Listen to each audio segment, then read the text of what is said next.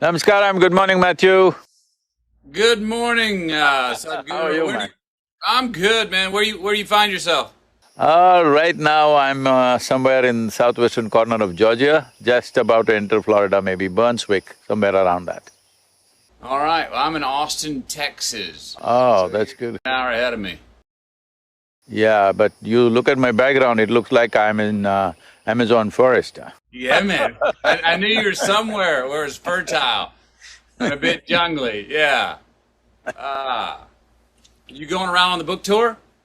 Yes, meeting people, talking, doing a little bit of, meeting people, that's it. No major events because pandemic, no assemblies, but just individual people. That's my last year.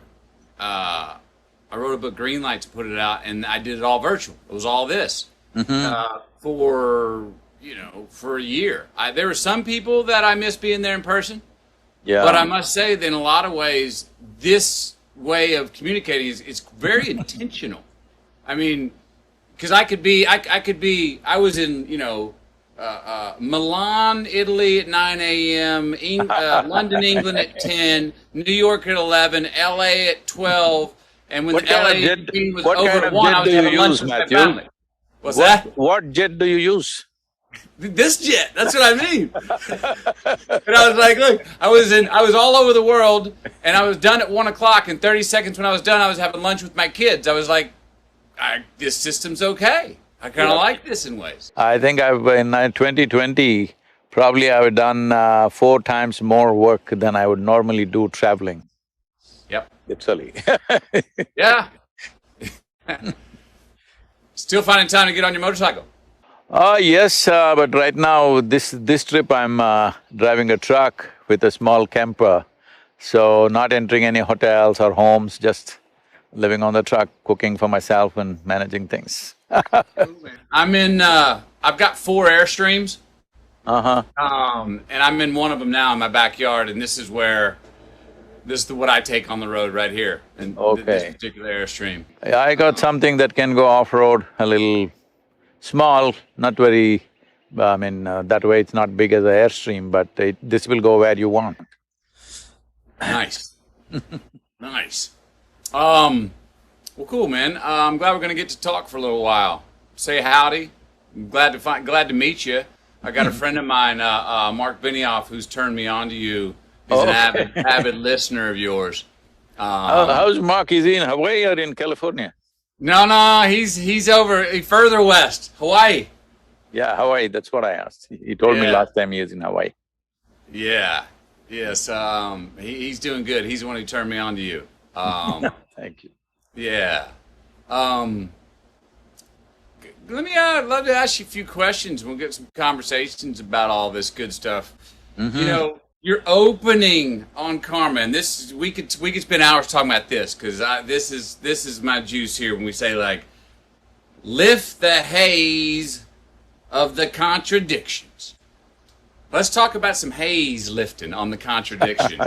There's a symbol to me that has meant a lot to me. It comes from the Bible, Matthew 6:22. It's the mandorla, and it's saying that, and even Ralph Waldo Emerson talks about it. We talk about future and past. We talk about heaven and hell. We talk about good and evil, and we see these contradictions that butt each other. And the mandorla covers itself and is the third eye in the middle, and says that spot is the spot of paradox. That spot is where all the truth lies. That's where all the colors of the truth lies. It's not a contradictory shade of gray and compromise. It's actually where all the good stuff is. Paradox has been very helpful for me in understanding and having a high eye, a third eye, and not being so dualistic. Let's talk about that a little bit. Can you jump on that? Yes, Matthew, what is contradictory is essentially in the psychological space of the human being. In reality, existentially, nothing is contradictory, everything is complementary to everything else. Is the day contradictory to the night? No, it is complementary. If it was all day, you wouldn't know what is night. If it's all night, you wouldn't know what is day. So essentially, human perception itself, because it is through five sense organs, it can only always perceive only a part of it. See, if I show you this part of my hand, you cannot see this part. If you see this, you cannot see this. This is the nature of all our perception. All the five senses are able to perceive only with the context, otherwise they cannot. So because of that, because we are fed with this kind of part information, our mind tends to think that everything is contradictory to everything else. Man is contradictory to woman, night is contradictory to day, light is contradictory to darkness. No, they're all complementary to each other. It is just that because our perception is so fragmented, five sense organs are made that way. These sense organs are only good for survival process. If you want to know, they are no good. They are only good to help you to survive on this planet. That you can do by perceiving things clearly through your sense perception. If you want to know life the way it is, if you want to know this phenomena of life the way it is, you have to go beyond your sense perception. In a way, the entire yogic science is all about this. Even the karma that we are talking about is all about this, because all the karmic inputs are in this sense, bits and pieces of information out of which we are trying to make something. This is like a child starting to, let us say, we give him a 1,000,000-piece jigsaw, he puts 4 pieces together and says, here I got it, this is a bear, all right? But there are 1,000,000 other pieces that you have never seen. So, looking at life in pieces through keyhole visions makes everything look like one is against the other, but in existentially nothing against anything else, because as we sit here, see, that is your body, this is my body. This is my mind, that is your mind. What you call as my body, what I call as my body is what I have accumulated is my body, what you have accumulated is your body. What I have accumulated in impressions is my mind, what you have accumulated as impressions is your mind. But there is no such thing as my life and your life. This is a living cosmos. You have gathered a little bit, I have gathered a little bit, we're enjoying that. The privilege of creation is, the magnanimity of creation is that though we are really nothing in this existence, it has given us an individual experience, which is a tremendous, tremendous privilege. Unfortunately, human beings are not able to appreciate or understand this privilege. Though you are not even a speck of dust in this cosmos, you have an individual experience. You can look at it from your own end, as if you are a whole universe yourself. But if you take this individuality too seriously, everything will be contradictory. Once it's contradictory, as you get more invested in these contradictions, conflict is a natural outcome, you know. Yes, heard. You know,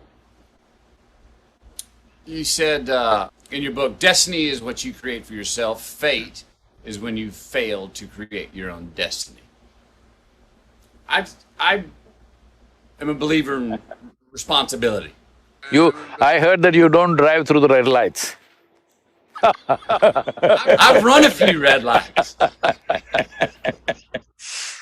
All right, but again, I say, you know, if for people that say, oh, it's all fate, then I always I half jokingly say, okay, then run all the red lights, see what happens. I mean, I believe that the prime mover or God, whatever, or light, that once our hands on the wheel, saying we are self-determining creatures. Don't just take the hands off and just completely, inshallah, the whole existence of going through the world. So there's a responsibility and fate, I think, and there's the fate of responsibility, and is that sort of what that line's saying? Destiny is what you create for yourself. Fate is when you fail to create your own destiny. That would be, there's a fate of responsibility. Fate is a fact in waiting. Fate is a destiny unattended. You did not attend. You did not attend to certain aspects of your life. So, they will go by the tendencies that exist within you or by the social situations that are happening around you. So, if you allow outside situations to simply happen the way they happen, largely it'll happen to all of us reasonably the same way if you're living in the same place. But destiny means you take charge of it. And though Many times we may not be able to change all the physical situations around us, still we can change the way we experience it, nobody can stop us from that. What is your life is essentially the way you experience it. What is your life is not in terms of what you have around you. What your life really is the way you experience it. And the way you experience it, or whichever way you experience it, happens within you. What happens within you, if you don't take charge of that, I think it's a wasted life. Outside situations, not always governed by us, there are too many forces around us. Everything is not determined by us. What we have outside right now, we were talking about technology. Well, if you and me existed 500 years ago or 1000 years ago, what we could do would have been very different. So what we are doing now, let us not take too much pride in what we are doing right now, because this is a consequence of the times in which we exist. If we did exist here at 10,000 years ago, I don't know if you would have found a cave in Austin, I would have found in India. So Yeah. Yes, would have been somewhere else doing it some other way. Yeah. So what we are doing is a consequence of times, but how we experience it is entirely ours. A caveman also, there were cavemen or cavewomen who were joyful and miserable. Today in 21st century, with all the conveniences, there are joyful and miserable people still, all right? So it is the way you experience is determined by you, not by the situations around you. Heard, thank you. You say this line, I love the… You've been reading the book. I haven't read it yet, I've been trying to open it, it never happened. Well, you haven't read your book, you don't need to, you wrote it. You know, I actually just got this 2 days ago. I have not had time to read the whole thing, but I've gone through it and seen some nuggets that felt like lyrics that I like, oh, I like that song. Okay, I hear that. And here's one of those. Karma is about shifting responsibility from heaven to yourself. In this, you become the maker of your own destiny. Now, you just talked on that, but I want to bring up an idea that's something, and my pastor tells me I'm pushing a big rock up a tall, steep hill with this idea I've got. But as a person who likes to play with words, I do as well, I believe that we should be… I'm trying to redefine the word selfish. That being more selfish is actually being more selfless. That being more selfless is actually being more selfish. That we have greater gratification, we have greater joy, we have greater gifts. The more selfish we are, the more individualistic. Now, I know that can go out of hand, and I don't mean when it's at the expense… I don't mean selfish at the expense of excluding a lot of people or making contradictions. But I'm trying to redefine the word selfish. Let me redefine the selfish for you. See, there is nothing here in your experience without involving yourself. So you do not know life without yourself. Only because you exist, there is life. If you did not exist, what do you know about life? There is simply no possibility. So selflessness is just an idea, a futile idea. The only way you can exist here is selfish. The question is like this, for somebody selfishness means it's all about themselves as an individual. For somebody else, it's for him and his family. For someone else, it's him and his community. For someone else, his selfishness for him and his race or religion or nationality. I'm saying, why are you stingy about your selfishness? Why don't you be absolutely selfish? Why don't you make your selfishness cosmic, at least global? What is it selfishness means? I want to be well, I don't care what's happening to you. Why don't you make your selfishness like this? I want every creature on this planet to be really well. And once you have set this course for yourself, it's not that you're going to solve all the problems, at least you'll be doing your best. And this is all a human being can do. That the question is only about, are you doing everything that you can do or not? Because in our lives, if we do not do what we cannot do, there is no problem. In our lives, if we do not do what we can do, we are a disaster. So my express mission is to see that every human being is doing everything that they can do with a sense of inclusiveness. Selfishness is the only way you can be inclusive. What does selfless mean?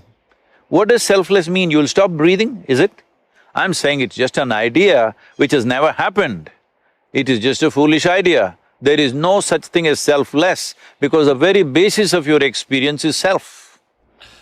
Yes, yes, yes. Question is your selfishness inclusive or exclusive? That's all. Voila, voila. Now don't be stingy with your selfishness. Yeah. No, don't be stingy with selfishness. At least with selfishness, be generous. Yes. You know, you obviously have a great sense of humor. I've found that sense of humor if is something that one, it's been a great tool for sometimes unlocking those contradictions for me and other people.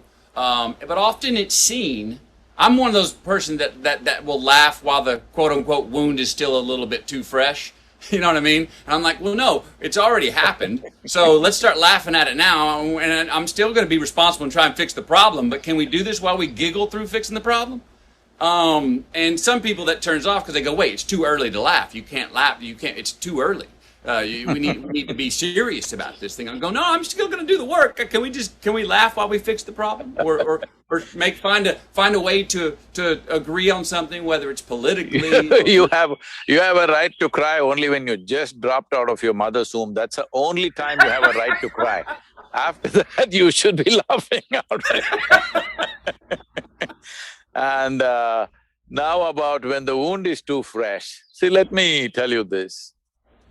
See, as I said already, all the external situations, our life situations will not ever happen 100% the way we want. Doesn't matter, small situations, big situations. As your involvement grows in the world, you will see more and more things will not happen the way you want. So what happens in the world, we must understand, it's a reality which involves many forces. We are also one little force in that. So we can push it, we can use our skills, we can use our intelligence, we can use our influence and push that piece as far as we can. But there are too many pieces. It will never happen 100% your way or anybody's way, and I'm glad it is so, because if it all happened your way, where the hell do I go, huh? Little bit your way, little bit my way, little bit somebody's way, this is the way world is. But now you're talking about wound. Wound happens within you. So this one space which you call as myself must happen 100% your way. If this is happening 100% your way, you will just see that what a joke it is, everything that happens around you, and how ridiculously it can happen. So when you see this, it's not that you have to have a sense of humor, laughter is inevitable. When you're laughing within yourself, maybe words also come that way. I never thought I have a sense of humor. These days people are telling me, Sadhguru, you have such a sense of humor. Oh, I thought, oh, is that so? It's just that all the humors in my body are working well, that's all.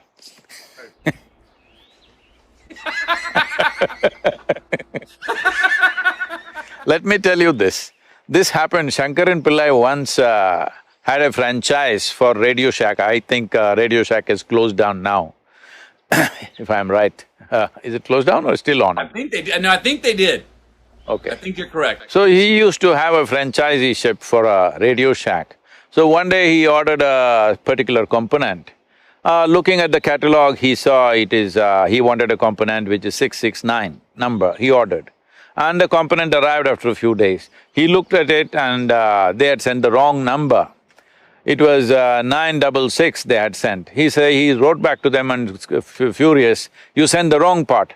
They said, just turn it around and see.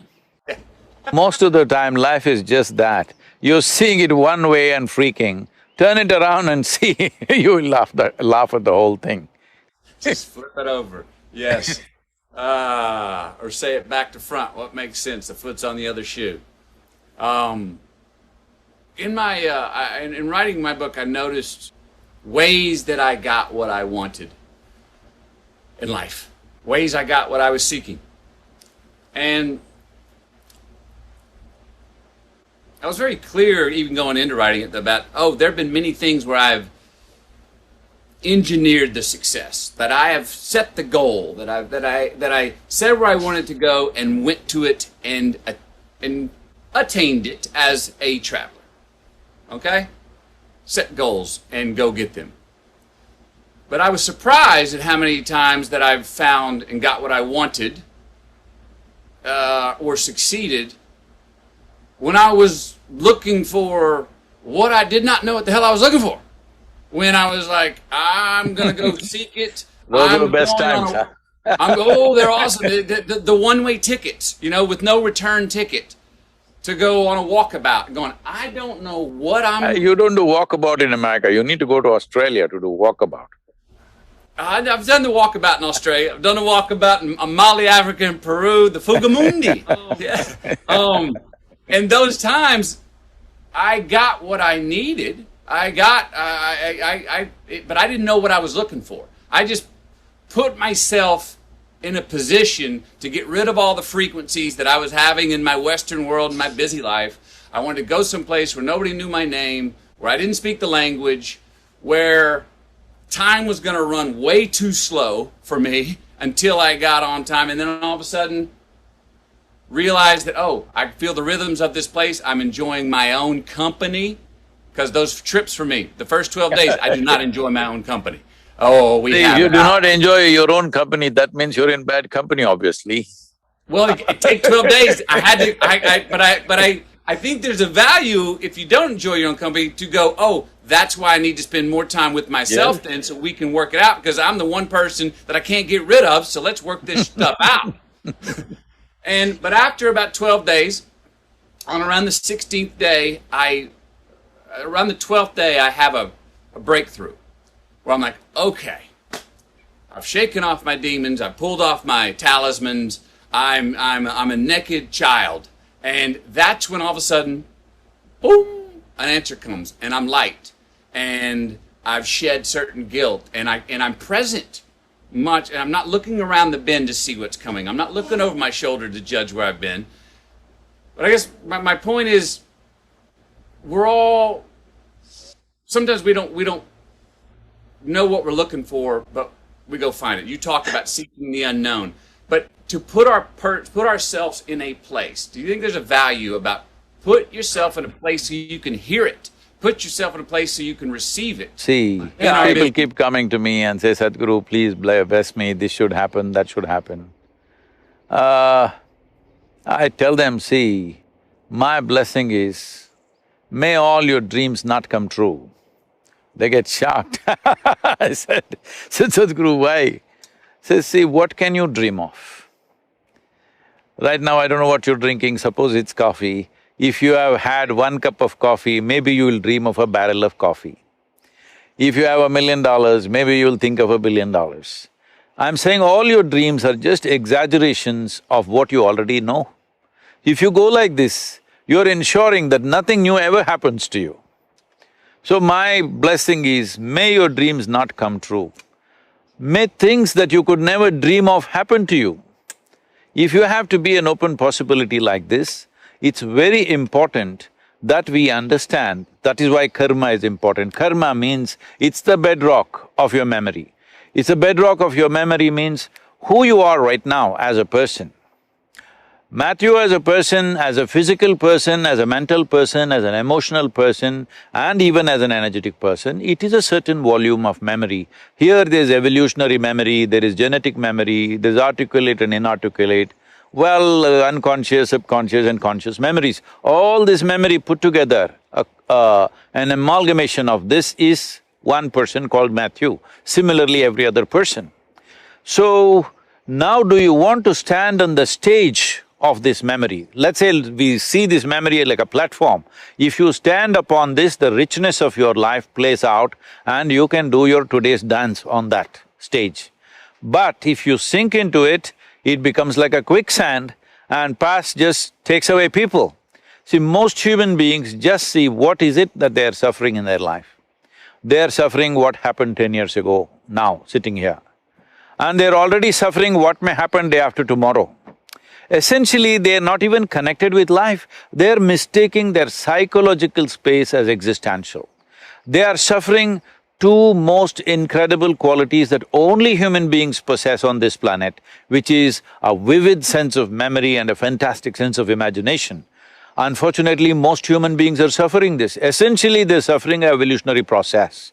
They're just saying, if I was an earthworm, I would be more peaceful. Yes, earthworm is a fantastic creature, it is very eco-friendly, all that is fine, but the possibility is limited. The significance of being human is, the possibilities are unlimited, possibilities are immense. This is why we are on top of the evolutionary pile. When I say on top of the evolutionary pile of all these millions of creatures which are there on this planet, well, we are trying to reduce their numbers unfortunately, but of all these millions of creatures, in terms of evolution, in terms of our neurological capabilities, perception and assimilation of what we perceive, we are on top of the world.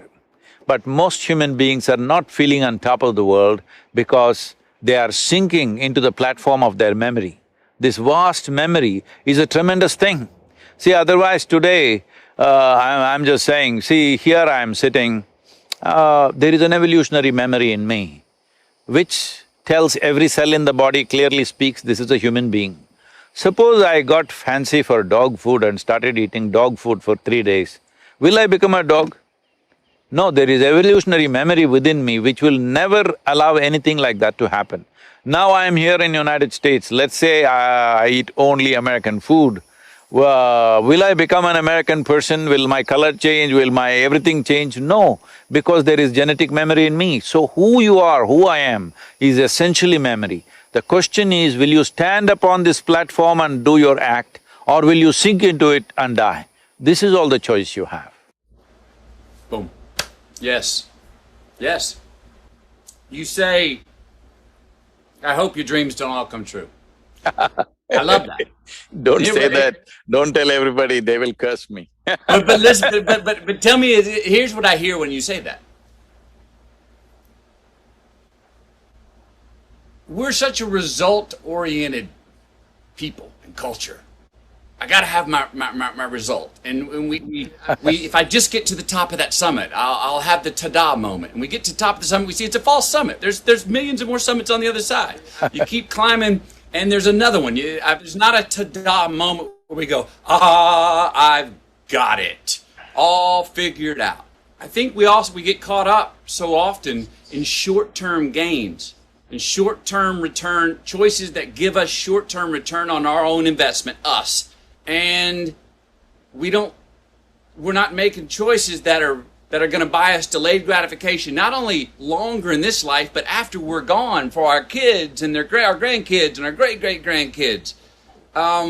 So it's all a process, is what I'm hearing from that, and how I'm choosing to take that line. It's all a process. Enjoy the process. You do not ever get there. That's the point. That keeps it a game, because if you got there, the game's over. See, the finish line, everybody is interested too much in finish line, especially in the Western world, they think finish line is everything. If you're so interested in the finish line, do you understand what is the finish line for life? You want to cross it quickly, is it? It's ridiculous. Ridiculous. Everybody wants to live. So, living here means that now you're breathing, and here, this is living. So, if you're too much interested in the finish line, then you will cross it soon.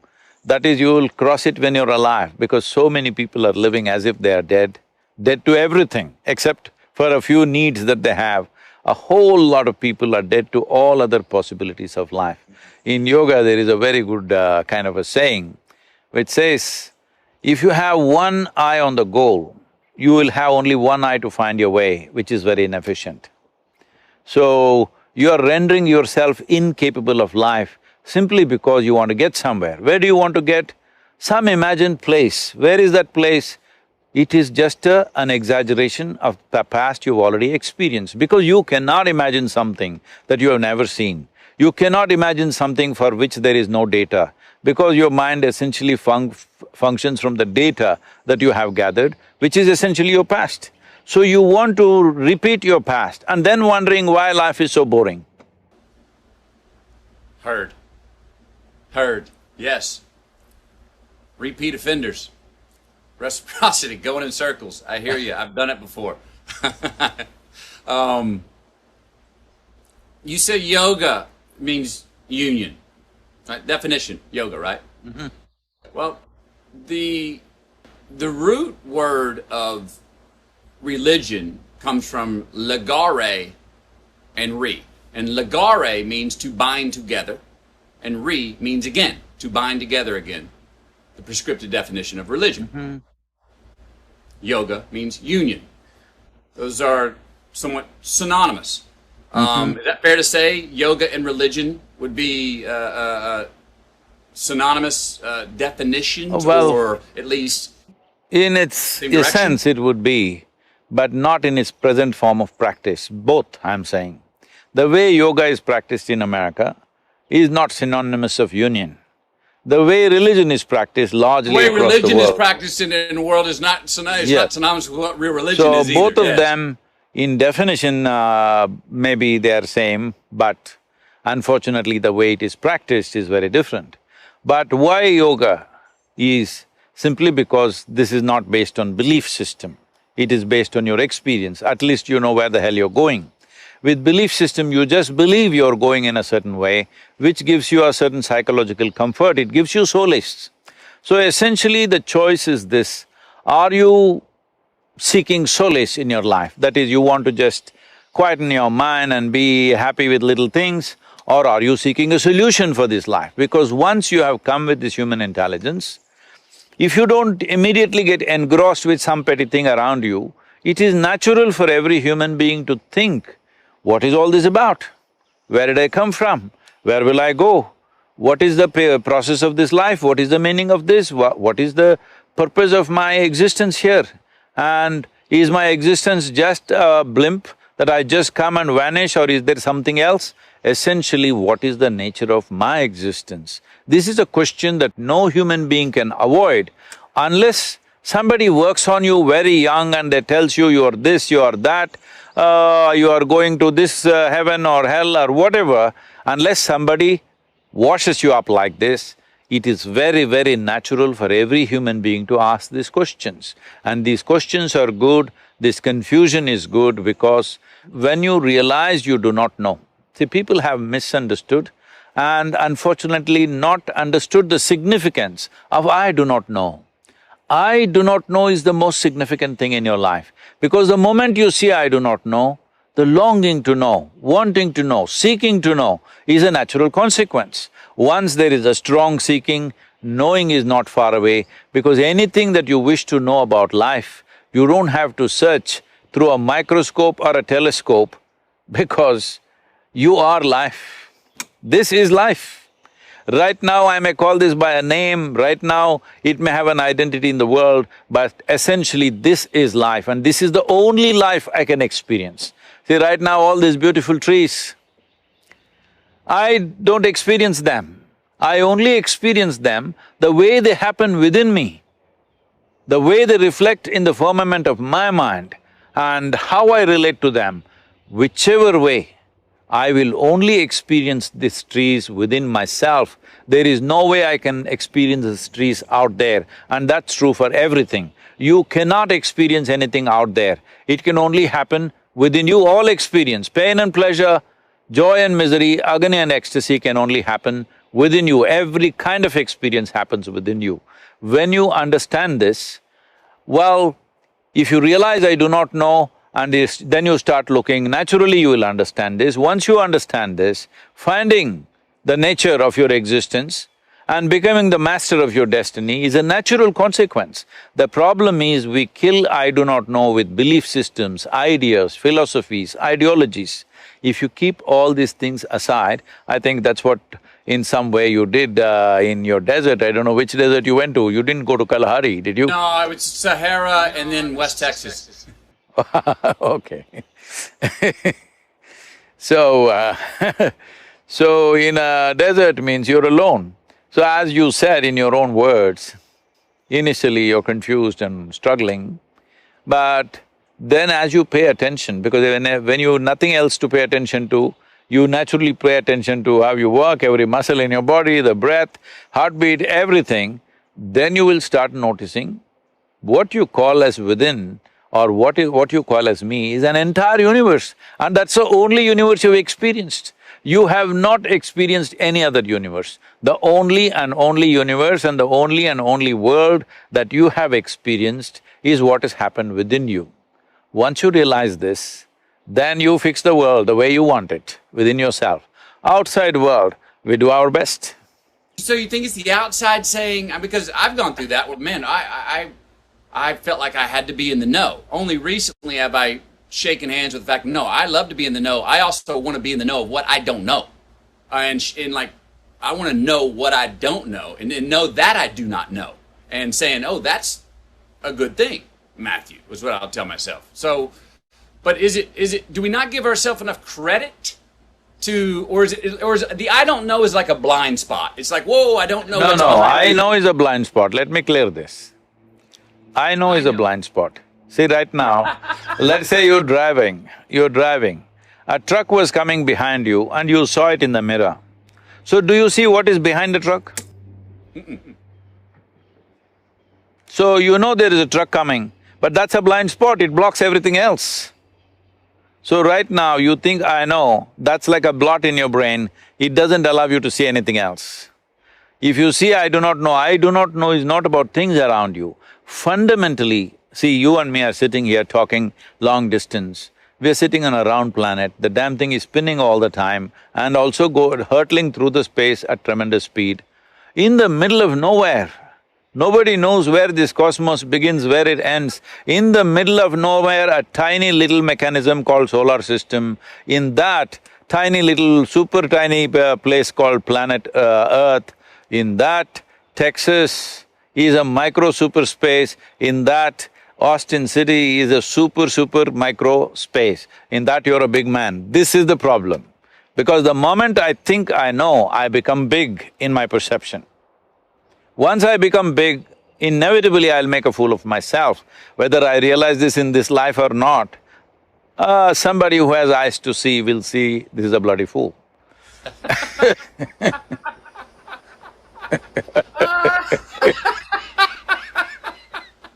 Yes, love it. I know is a blind spot. Heard. But we tell ourselves, the world tells us the opposite. That no, the self-assurance, the confidence, even if it's a false confidence, will get you, what you want. We reward that in life, in this life, in the mortal life. We reward that with money, with jobs, with even blue ribbons and gold medals sometimes. Is it an act of courage to lean into the I don't know? Is it to seek what you don't know? Is it a courageous act, or is that too much of a come from a belief system? I'm just trying to make it tangible because yes. in this, Right now, do I know you are Matthew, I wouldn't dare try the second name. McConaughey. McConaughey. Rhymes with what would Madonna say? So, so I know you're Matthew McConaughey, but do I know you? I don't know. I know you because when I see a person, I know many things that I know, I need to know to interact, to be with them and everything. But do you know some life absolutely? You do not know. So with the I do not know does not mean you are ignorant. I do not know simply means that maybe right now I'm seeing the surface, I'm always willing to look deeper and deeper and deeper.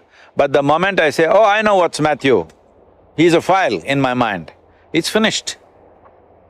So, I do not know does not mean that it's ignorance. See, we must understand this.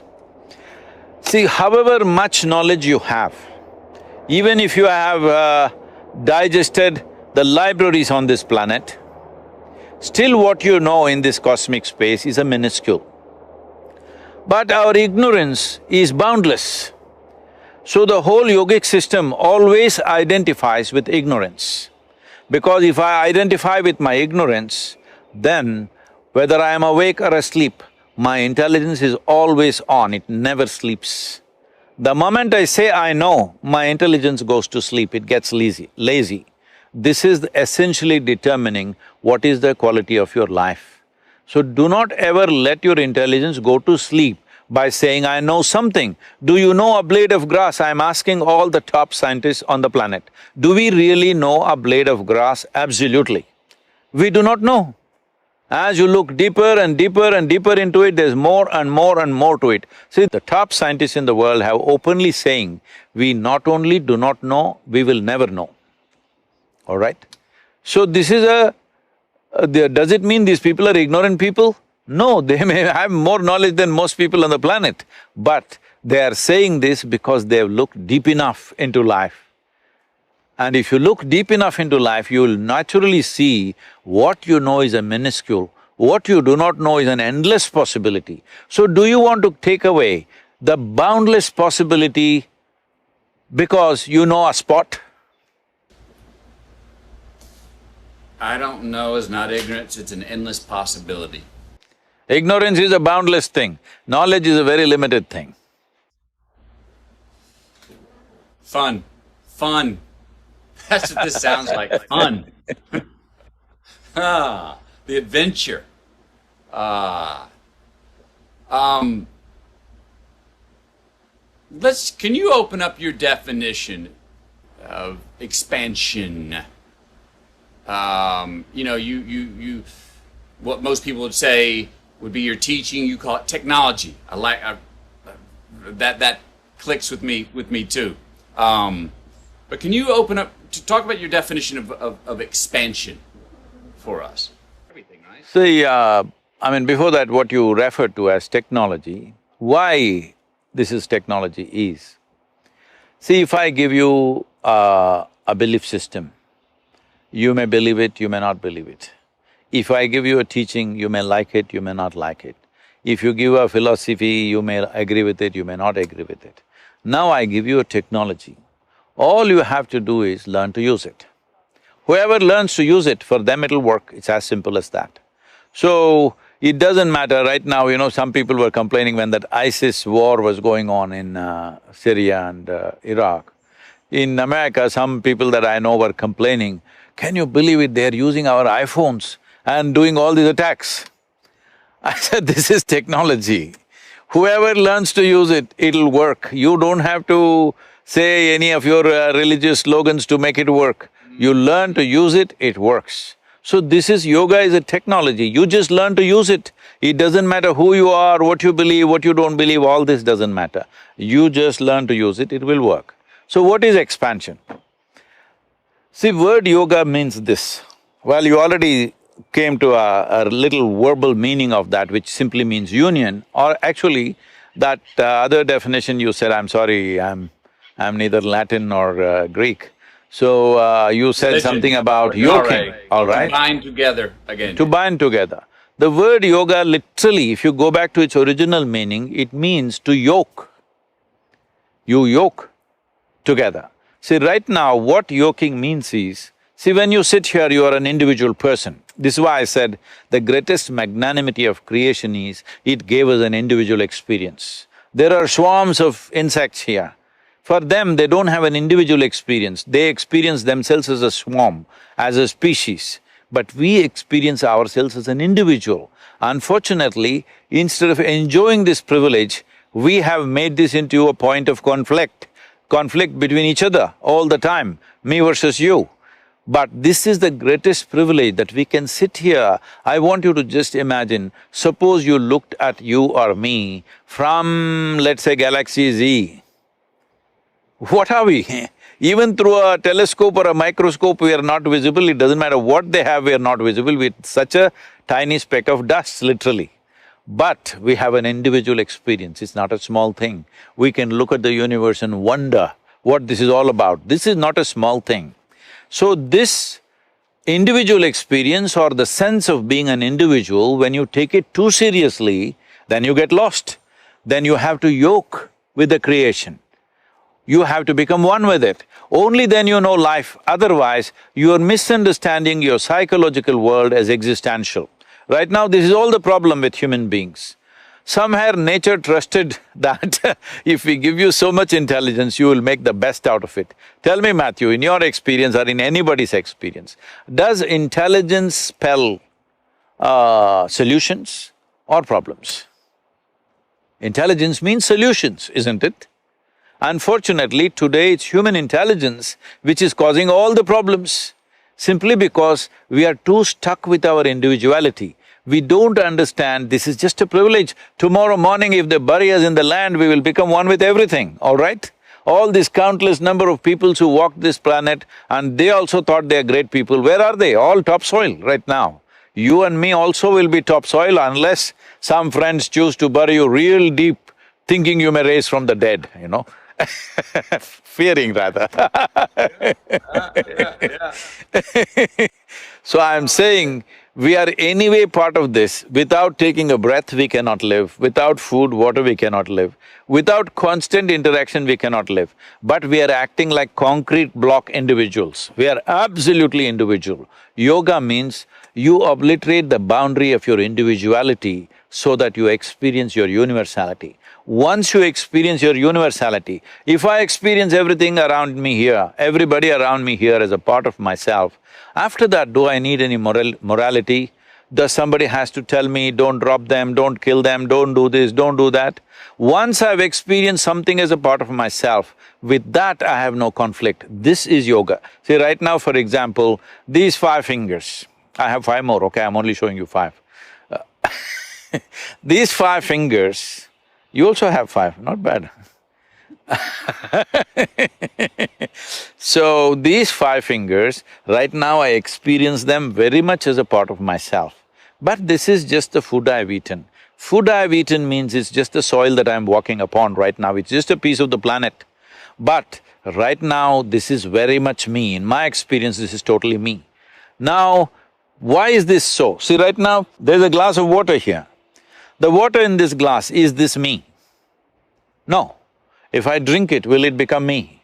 Of course. More than 70% of my body is water. So what is it that happened? All that happened was, as you have a physical body, you have a sensory body.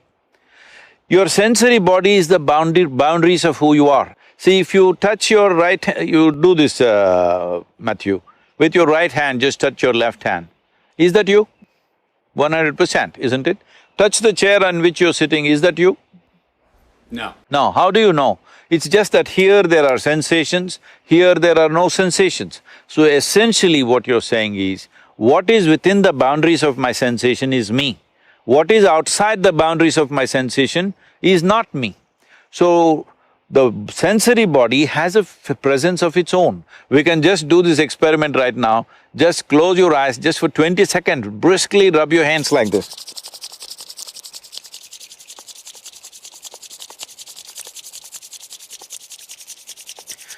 Hold them about 3 to 4 inches away from each other.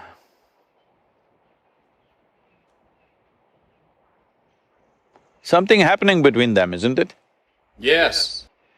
So, what is happening is just that because of exuberant movement, now your sensory body expands.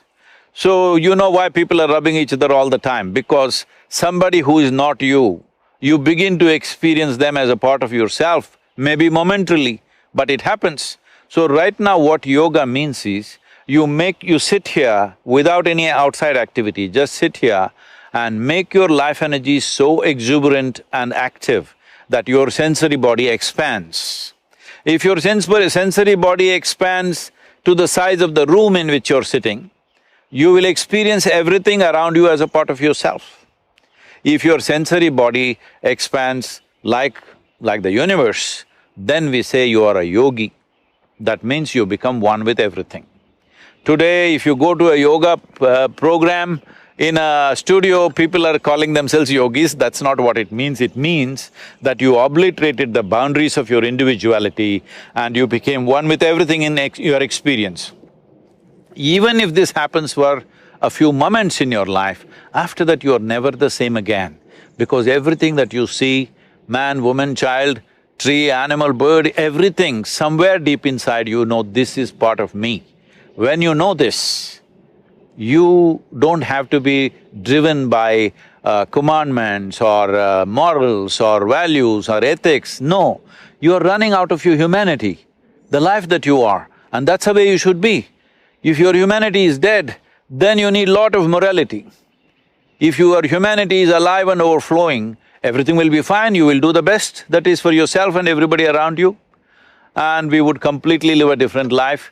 And right now with this pandemic and everything, this becomes very essential. This is the time for us to stand up and show what kind of human beings we are. Yes.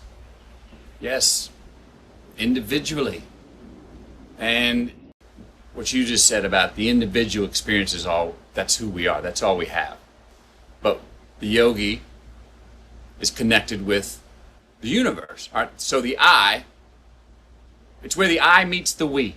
The yoke of the I and the we. Would that be fair to say? That's how I phrased it. I and the all. Is it I and the all? We means there are still multiples, all right? So all, I and the all? Yes, you are the all. Right now, I launched a whole program, an ecological program in India based on this. I saw that we had to increase the green cover in the state in which we were, which was at about 16.5% at that time. The aspiration was 33%. So I told them, see, you have to plant 114 million trees in the next 8 years. They rolled their eyeballs and said, how is that possible? Do you know what is 114 million? How can we plant that many trees? So I told them what is their population. It was about 62 million. I said, if all of you plant one today and one more after 2 years, then it is a done thing. Only thing is all of you will not participate, that's the whole problem.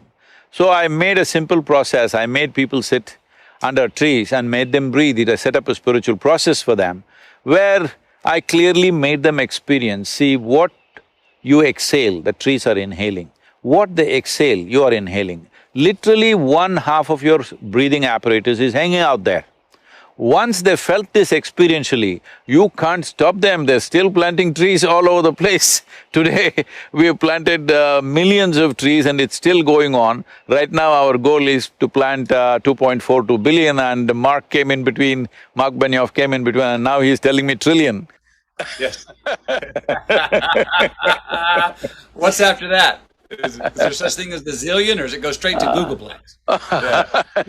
No, after that, one day to be buried under a tree so that you become good manure for one tree at least. Because that's all the flesh I carry, only for one tree. So question, so you have that experience, which you said lasted about 4.5 hours when you were on your rock with your favorite tree growing up through the crack, and you had that experience. How many years ago was that? That was when I was… that was 1982. So 82, so 21 and 18, 31, years. 41, 39 years. Here we go. So, I think most people go and have had certain experiences where they felt like what I would call crossing the truth and going, whoa. I know I've had experiences in my own life where I'm like, that was true, it landed on me, it was as light as a butterfly but strong as a lightning bolt. I know that what I just realized is true for this time, that time, and all time, and I have to tell myself now, the hard work, Matthew, is going back into the busy society and maintaining it. Now, the problem with maintaining is I was doing tools to try and hang on to it, which is not what you're saying. No. You're saying, boy, it happens. It doesn't need maintenance. It's not You're not maintaining the sky, are you? Nope. You're not maintaining the sky. So, in our perception, in human perception, boundlessness means the sky. Boundary means the planet, in a way. Okay. So, When something really boundless, you cross some limits. See, so many people, especially maybe not so much in Texas, I don't know, but more in California, I'm going there in a few days. Everybody talks about how they broke their barriers because they smoked this, because they drank this, because they did this. See, all this is fine, I'm not saying it's not genuine. See, it can be induced in so many ways, okay? You can simply do it if you just dance yourself crazy, like you know how the Native American people were doing. They were just dancing themselves into states where literally bordering on life and death kind of dance. But because of that, they broke through. But these kind of things if you do, you will have experiences. Definitely it may bring some sense of wisdom, but it'll also get you addicted to that particular activity. If any that particular activity, maybe a dance, maybe a drug, maybe a smoke, whatever it is.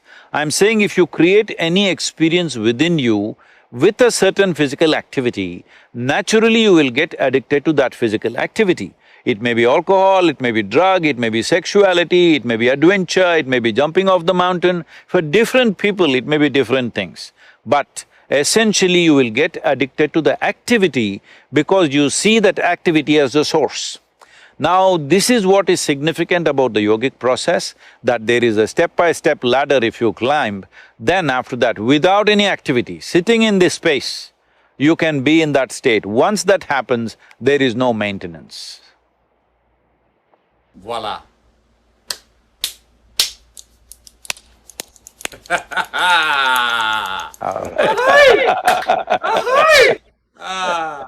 Well, beautiful. I could would love to go on talking hours, days, and hanging out, etc. I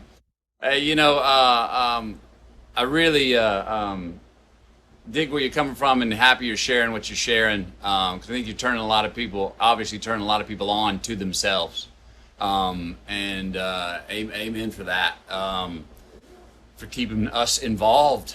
And boy, we need that, like you said, we need personal involvement now more than ever